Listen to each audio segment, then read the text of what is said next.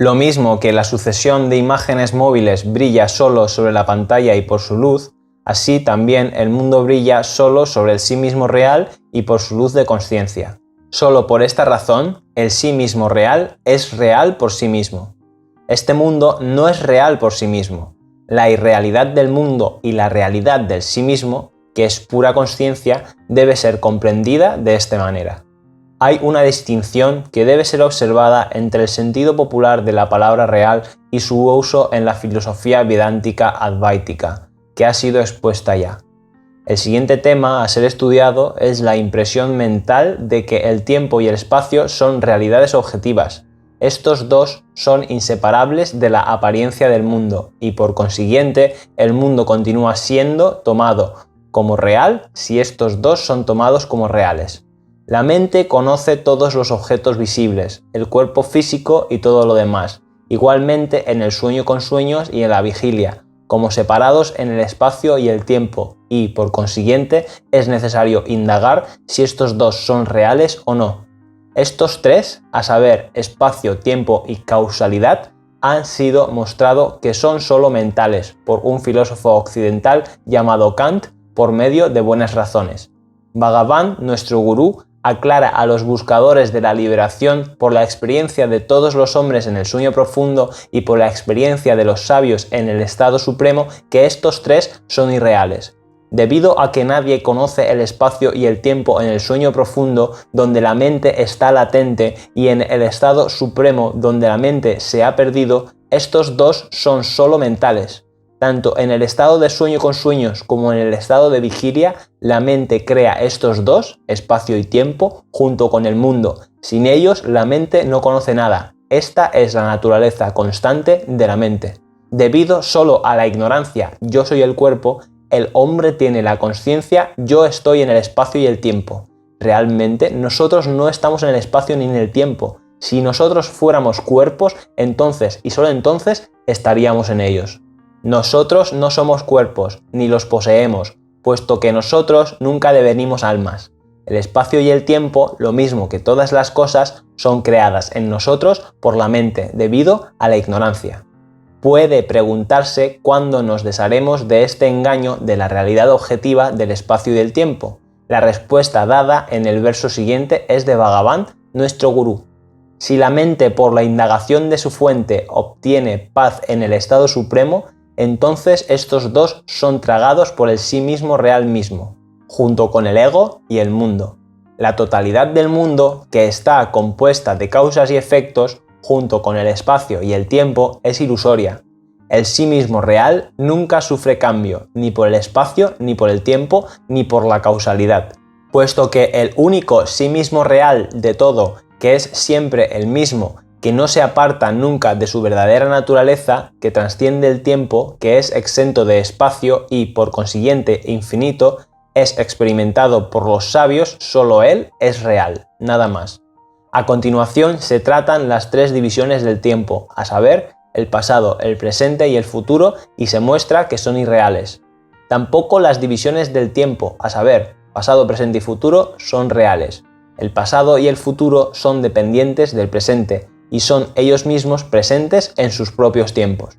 Así pues, todo el tiempo es solo presente. Los hombres hacen esta división solo con palabras. La realidad eterna es, en verdad, solo el sí mismo real. Por consiguiente, solo él es presente, nada más. Por consiguiente, el aspirante debe apuntar a la experiencia de la verdad de ese sí mismo, obteniendo el estado supremo.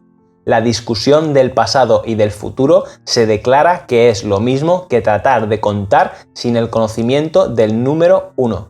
Solo existe el número 1 y nada más, debido a que todos los números son modificaciones de él. De la misma manera, solo existe la consciencia que es el sí mismo y la totalidad del mundo es solo eso. Lo mismo que uno deviene capaz, conociendo el número 1, de conocer todos los números, así también, después de conocer la verdad de sí mismos, los sabios llegan a conocer la verdad del mundo también. El gurú dice que tener conocimiento de algo otro que el sí mismo, sin conocer primero la verdad de uno mismo, es solo ignorancia. Todo lo que uno conoce sin tener una conciencia correcta del sí mismo es un conocimiento que es contrario a la verdad.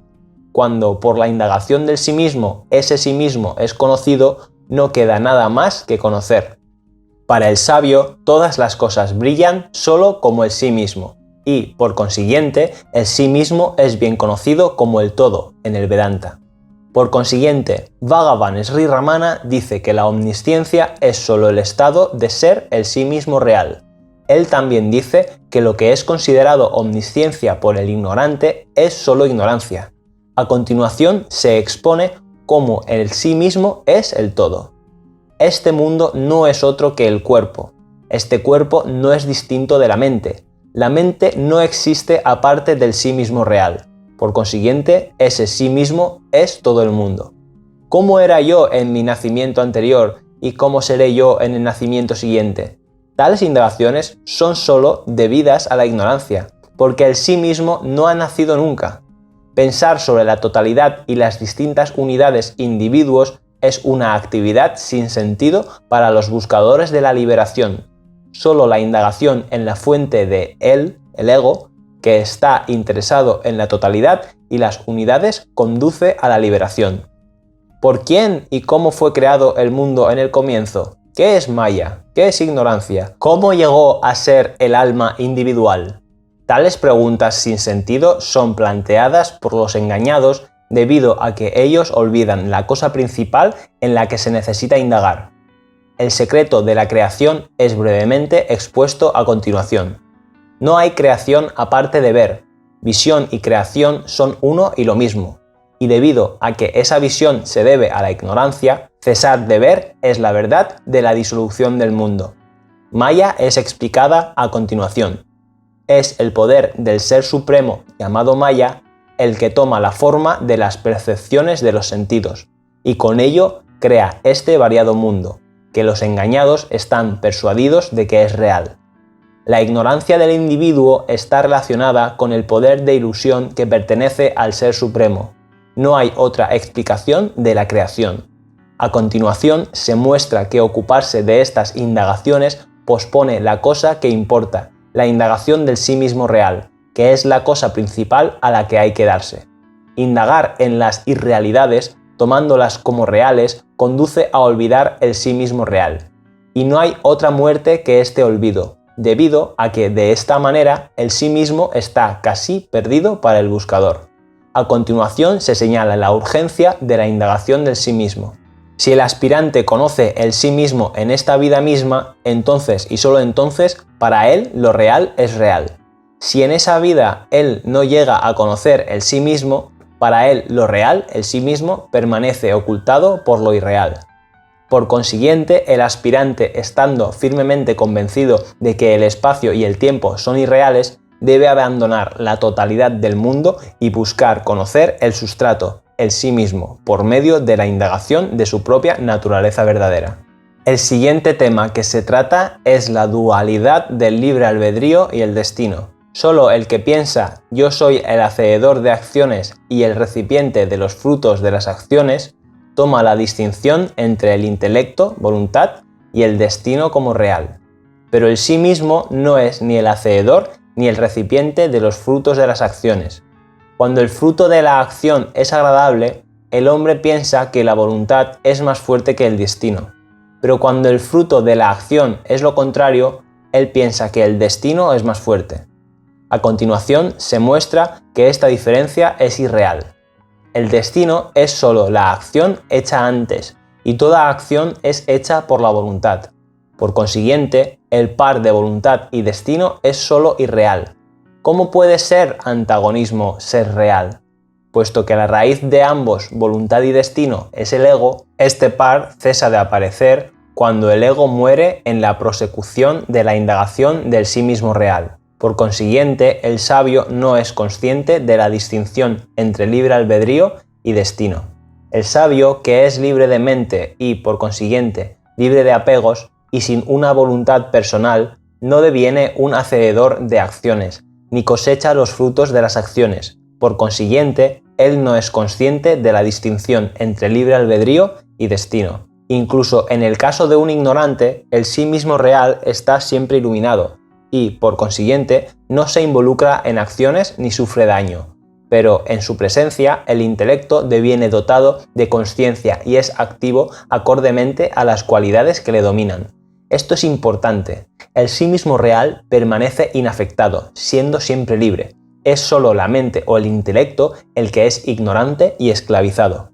Por consiguiente, el aspirante debe cesar en los pensamientos de la vida mundana y esforzarse en devenir consciente de la verdad del sí mismo, que es lo mismo que el Brahman, por medio de la indagación de ese sí mismo. Ahora se discute la verdad sobre el alma individual que es llamada Jiva. Es en el veedor del mundo, llamado el Jiva, donde está la verdad del mundo, debido a que cuando surge el Jiva, el mundo también aparece, y cuando el Jiva entra en latencia, el mundo también hace lo mismo. Por consiguiente, el sabio, conociendo la verdad del ego, el Jiva, por la experiencia directa del sí mismo real, deviene consciente de la verdad del mundo. El resto, estando dominados por la creencia de que el cuerpo es el sí mismo, tienen una noción falsa del mundo. El alma, el Jiva, es la forma primaria de ignorancia. Es el brote que crece en el árbol venenoso de la vida mundana. Todo este mundo es solo su forma expandida. El estado de liberación es solo su extinción final. El sabio Buda enseñó esta verdad. También el gran maestro Sankara enseñó lo mismo. Nuestro propio gurú también nos dice lo mismo. Y esto es también la esencia del Vedanta. El alma, que es el veedor del mundo, no es conocida nunca aparte de su espectáculo, el mundo. No hay ningún alma en el estado de sueño profundo. Por consiguiente, lo mismo que su espectáculo, el mundo, el alma es también solo una creación mental. El alma es conocida siempre junto con el cuerpo. Cuando el cuerpo muere, uno no lo deja sin aferrarse a otro cuerpo. Así pues, puesto que el alma no es separable del cuerpo, ella es solo parte del mundo. Pero los hombres no iluminados, que son discípulos de gurús no iluminados, atribuyen inmortalidad a esta misma persona mítica. Al asumir sin indagar que este alma es la poseedora del cuerpo y del sí mismo real, ellos atribuyen a ese sí mismo las cualidades de mundanalidad y todo lo demás, que pertenecen solo a este alma. De este error surgen varios credos concernientes al sí mismo real que trasciende todos los credos. Creyendo que él está esclavizado, ellos siguen diversas vías de yoga para liberarle de la esclavitud. Hacer acciones, cosechar sus frutos, poseer el cuerpo y similares, al igual que la mundanalidad, son los atributos del alma. Ellos no son atributos del sí mismo real, que es solo pura conciencia y está desligado del mundo. El que está persuadido de que el alma es un alma no ha eliminado la noción de que el cuerpo es el mismo, debido a que, para el que no sabe, por experiencia efectiva, que él es solo conciencia, la creencia en la identidad con el cuerpo es ineludible. Puesto que el sí mismo felicísimo es experimentado por todos en el estado de sueño profundo, el hombre inteligente es capaz de encontrar por su propio intelecto sutil que el sí mismo es otro que el cuerpo. Debido a esto, el hombre sensible, cuando se da a la discriminación, no acepta la noción de que el sí mismo es el cuerpo. Pero, no obstante, debido a que no ha obtenido la conciencia de la verdad del sí mismo real, de nuevo él confunde el sí mismo con el cuerpo. Mientras el sentido de ser un alma no cesa, el sentido yo soy el cuerpo no deviene extinto, pero es extinguido al obtener el estado supremo, donde es experimentada la naturaleza trascendente del sí mismo. Solo se es libre de la idea yo soy el alma al devenir consciente del sí mismo real como el ser supremo, el uno sin un segundo. Entonces también se es libre de la noción falsa yo soy el cuerpo. Por consiguiente, el sadhaka debe comprender que el sí mismo no es el cuerpo, ni la mente ni el alma, y después, siguiendo la vía enseñada por Ramana, esforzarse para devenir consciente por experiencia del sí mismo como pura conciencia. Si la verdad del alma es investigada con la mente pura a la luz de las enseñanzas de los sabios, se ve fácilmente que este alma existe debido a la ignorancia del sí mismo verdadero y, por consiguiente, no existe realmente en absoluto. Algunos piensan que hay dos sí mismos, haciendo una distinción entre el sí mismo que es el alma y el sí mismo que es el ser supremo. Y dicen que el ser supremo es el sí mismo del alma y el alma el cuerpo del ser supremo. La sí mismidad del alma es inestable e incierta. El sí mismo real es solo el ser supremo y nada más. Ha sido claramente expuesto por nuestro gurú que el llamado alma es irreal y que solo el ser supremo es el sí mismo real. El término alma implica irrealidad, el término supremo implica realidad. El sadhaka, sabiendo así que el alma es irreal, debe esforzarse por liberarse de la noción yo soy el alma. Por otra parte, la revelación dice que el ser supremo mismo entra en los cuerpos en la forma del alma. Por consiguiente, está claro para nosotros que el alma no es una entidad distinta aparte del ser supremo. El alma aparece y se desvanece. El sí mismo real ni viene a ser ni se desvanece. Las almas son muchas, pero el ser supremo es solo uno. Siendo esto así, ¿cómo puede el alma ser el sí mismo real? El sí mismo real, siendo real por sí mismo como pura consciencia, no deviene perdido en el sueño profundo, pero el alma, siendo un resultado de la ignorancia y, por consiguiente, no real por sí misma, entra en latencia en el sueño profundo. Ese ser supremo, que es experimentado por todos igualmente como pura felicidad en el sueño profundo y que es el único superviviente en el estado supremo como el uno sin un segundo, es el sí mismo real. El sí mismo es declarado ser el verdadero significado del término yo, debido a que él brilla ininterrumpidamente tanto en el estado de sueño profundo en el que el ego, el alma, está latente, como en el estado supremo en el que el ego está muerto de una vez por todas. Ese uno que es el Brahman está brillando siempre como yo dentro del corazón como el sí mismo, pero debido al engaño el hombre le confunde con este alma, que es solo coextensiva con el cuerpo. La ignorancia no impide la consciencia de yo soy, ella impide solo la consciencia yo soy pura consciencia. Cada uno es consciente de su propia existencia, pero nadie es consciente de sí mismo como distinto de las envolturas que velan. Ese sí mismo que es solo consciencia no surge como yo. El cuerpo inerte no dice yo, pero entre los dos surge alguien que es irreal como yo, teniendo el tamaño del cuerpo. Al juntar la consciencia del sí mismo real, que tiene la forma de yo, con el cuerpo inerte, surge el sentido yo soy el cuerpo. Este sentido mismo es el alma, puesto que se cree que este alma es real al confundir el cuerpo y el sí mismo real como uno. Este alma, una falsa apariencia debido a la ignorancia, tiene el nombre de el nudo que ata la consciencia y el cuerpo inerte. Pero nunca hay una unión real del sí mismo real con el cuerpo inerte. Ni nadie que tiene el nombre de alma ha venido realmente a la existencia, ni tampoco el todo ha devenido cambiado con un alma.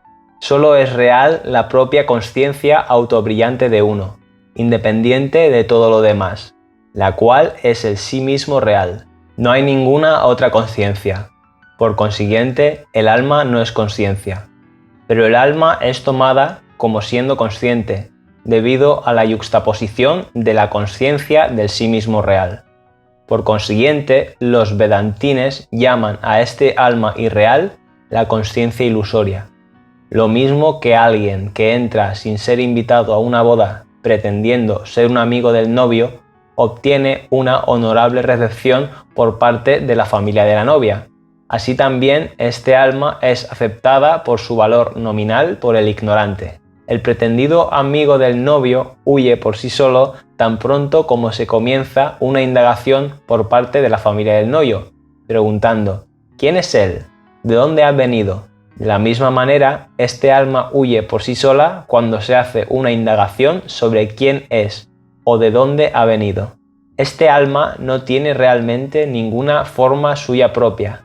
Ella es como un fantasma rondando una casa, este cuerpo.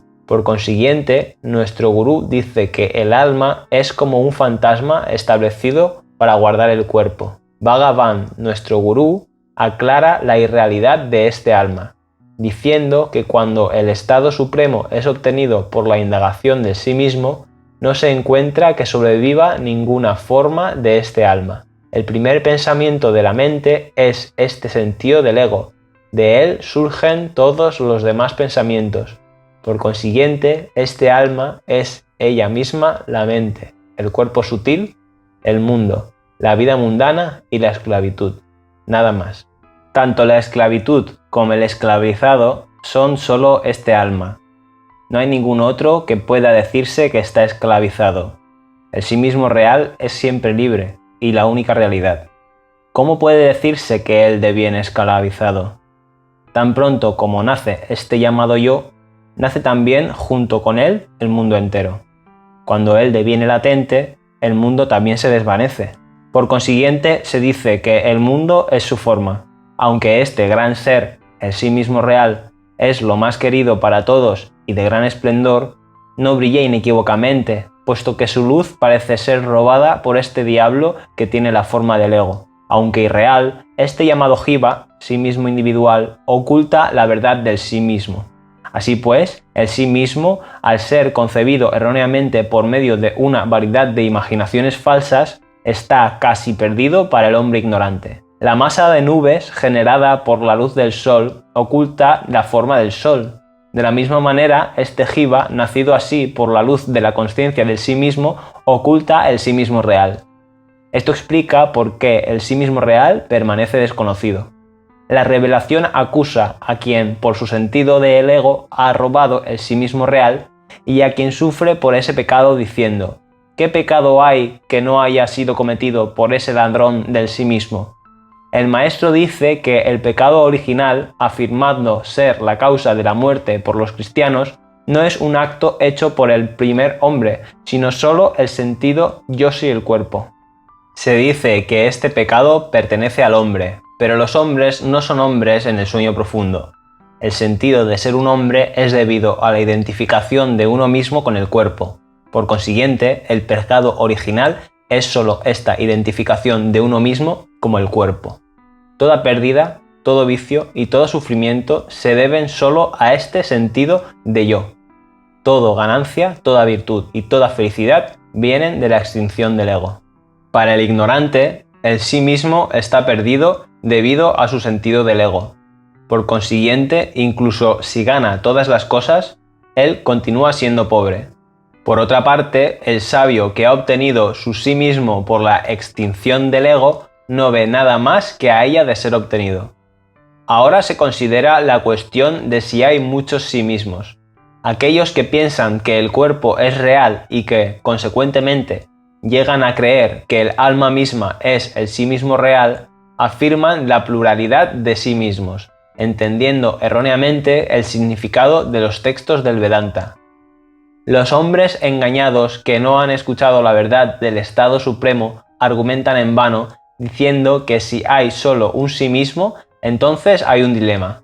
O bien por la liberación de uno todos son liberados, o bien nadie obtiene la liberación. No hay ninguna objeción a que los jivas sean concebidos como muchos, pero la opinión de la pluralidad del sí mismo real es inaceptable. Los jivas son muchos e irreales, pero el sí mismo es real, auspicioso y solo uno.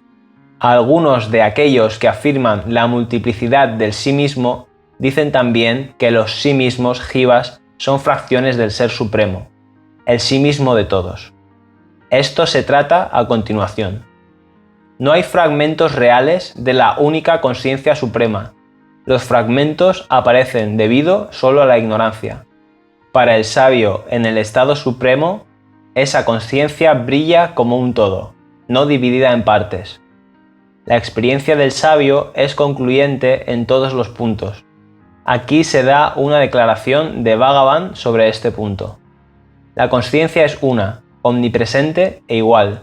Su distribución desigual es solo una ilusión, y debida a que el espacio es irreal, su distribución igual es también irreal.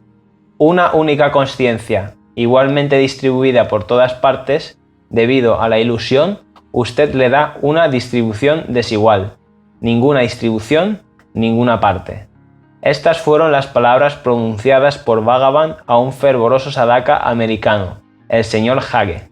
Debe recordarse que la realidad suprema, que es el sí mismo, tiene tres únicos nombres, a saber, Sat, Chit y Ananda, y que es mencionado por uno o dos o los tres nombres juntos. Estos nombres, es explicado por Bhagavan, deben ser comprendidos como negando sus opuestos y no dando una descripción positiva de lo indescriptible. Así pues, Sat significa no a Sat, no ser. Chit significa no a Chit, inconsciencia, y Ananda significa no infelicidad. Ha sido enseñado claramente por el Maestro que la consciencia suprema permanece completa, no dividida en tres partes. Así pues, que los discípulos de los no sabios sean engañados. ¿Cómo puede haber engaño para nosotros sobre este punto? Puesto que está aclarado que el llamado Jiva no existe, ¿cómo podemos pensar en su esclavitud o liberación? No hay ni esclavitud ni liberación para el sí mismo real, que permanece inmutablemente entero y solitario. Este punto será tratado más adelante. El alma llega a ser tomada como real debido a la falta de discriminación correcta. Esto ocurre cuando hay falsa identificación entre el cuerpo, que está limitado en el espacio y el tiempo, y el sí mismo, que es solo consciencia, no limitado por el espacio y el tiempo. Primero, uno asume que un cuerpo particular es yo. Entonces uno asume que el cuerpo es real. Una vez que acontece esto, el hombre ignorante ve otros cuerpos como reales y ve diferentes jivas en ellos. El único sí mismo real, que es realmente indiviso, es tomado como dividido en partes en muchos cuerpos, los cuales son todos irreales. El ignorante considera a ese sí mismo entero y sin forma como habiendo tomado forma y, por consiguiente, también como siendo muchos. Lo mismo que el veedor de una película, viendo una nueva imagen a cada momento, piensa que todas ellas son una, así también el hombre ignorante, viendo un nuevo cuerpo a cada momento, piensa que todos ellos son uno y el mismo. En una película hay un largo rollo de pequeñas imágenes que pasan sucesivamente a una velocidad rápida entre la luz de dentro y las lentes amplificadoras, siendo así proyectadas alrededor de 32 imágenes sobre la pantalla sucesivamente a cada segundo. Pero el veedor piensa que él está viendo una sola imagen todo el tiempo, aunque una imagen que está cambiando lentamente.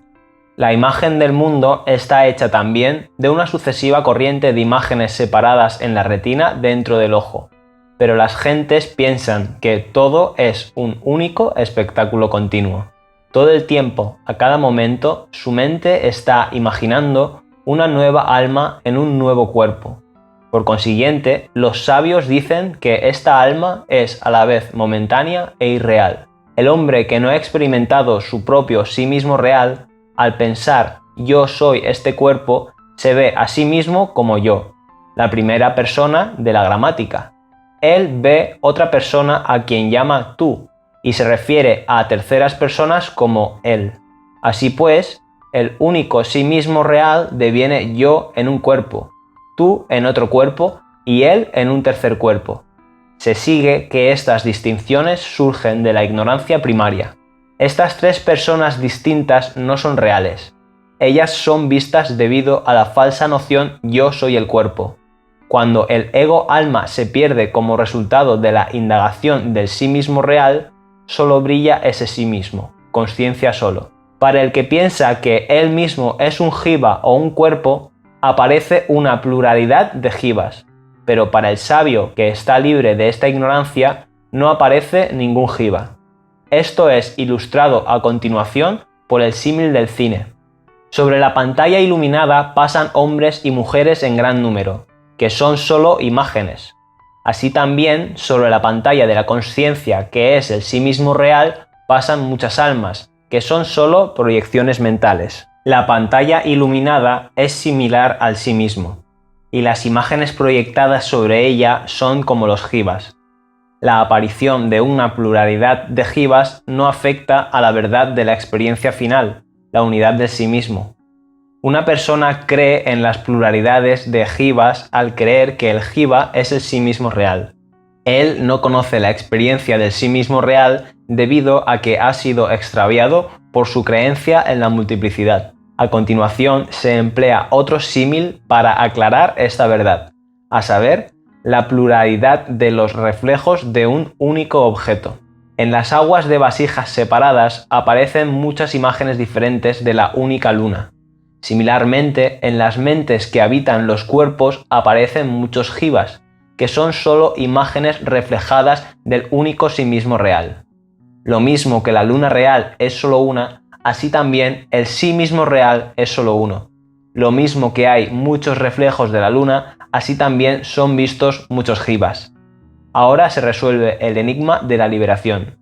Cuando una imagen reflejada de la luna se pierde, las otras imágenes continúan apareciendo como antes. Similarmente, cuando una pseudoconsciencia muere, las otras continúan apareciendo como antes, aunque son irreales. Quien quiera que obtiene consciencia del sí mismo real, para él, esta vida mundana acaba.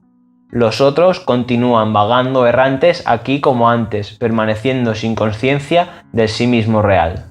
Esta ilustración ha sido concedida por los sabios a los hombres de mentes impuras que tienen conocimiento falso. Pero esta discusión no tiene ningún significado para aquellos que realizan la irrealidad del alma individual. En sueños aparece una multitud de jivas creada por el engaño mental. De la misma manera, una multitud de estos jivas aparece en el estado de vigilia. No hay una sola prueba sin defecto por parte de aquellos que afirman la pluralidad de las almas, pero hay una doble prueba de la unidad del sí mismo real, a saber, la experiencia del sabio y el argumento que él ha dado.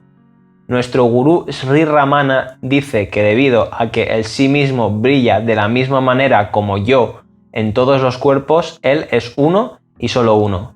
Ahora se da una advertencia para el beneficio de los aspirantes inmaduros contra un mal uso del conocimiento teórico dado hasta aquí. Esto está tomado del Tattvopadesa de Bhagavan Sri Sankaracharya, en el cual es el último verso. Uno debe meditar sobre la verdad de la no dualidad con esfuerzo, pero no debe aplicar esta verdad en sus actividades mundanas.